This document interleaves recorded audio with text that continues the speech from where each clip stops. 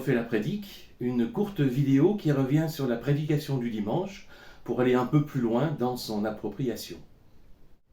Dimanche, c'était la suite d'une mini-série de prédications autour du projet de notre Église à Bouffémont, sur le deuxième axe de ce projet, accomplir la mission que le Christ nous confie. C'est une mission qui nous concerne toutes et tous, autant l'Église rassemblée que l'Église dispersée.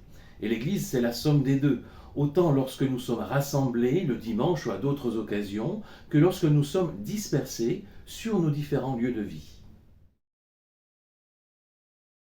Quelle est donc la mission que le Christ nous confie? On pourrait simplement la résumer à un seul verbe, aimer. Aimer parce que Dieu a aimé le monde, il a envoyé son Fils dans le monde. Et parce que le Christ a aimé le monde, il nous envoie dans le monde.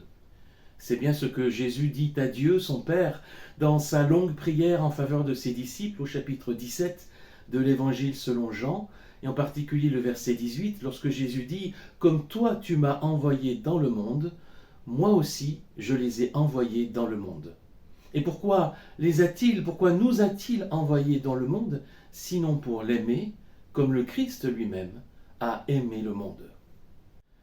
Alors évidemment, il y a bien aussi un témoignage à rendre, y compris par la parole.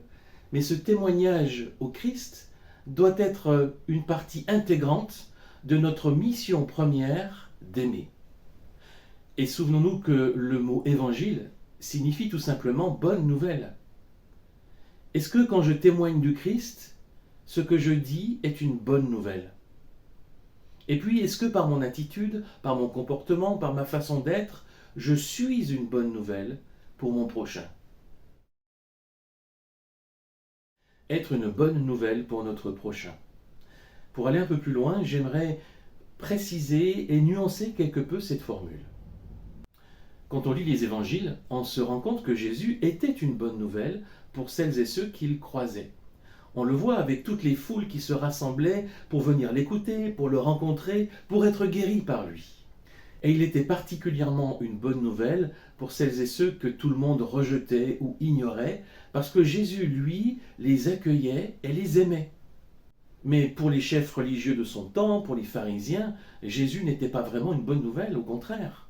Ils le voyaient comme un rival parce qu'ils étaient mal intentionnés, parce qu'ils voulaient préserver leur pouvoir et leur autorité sur le peuple, et ils voyaient d'un mauvais œil la popularité de Jésus. Oui, nous sommes appelés à être une bonne nouvelle pour notre prochain. Et si dans certains cas particuliers, nous sommes une mauvaise nouvelle, alors que ce soit pour de bonnes raisons, pour lutter contre l'injustice, contre la haine, contre l'indifférence. J'aimerais vous inviter à quelques instants dans le silence de réflexion.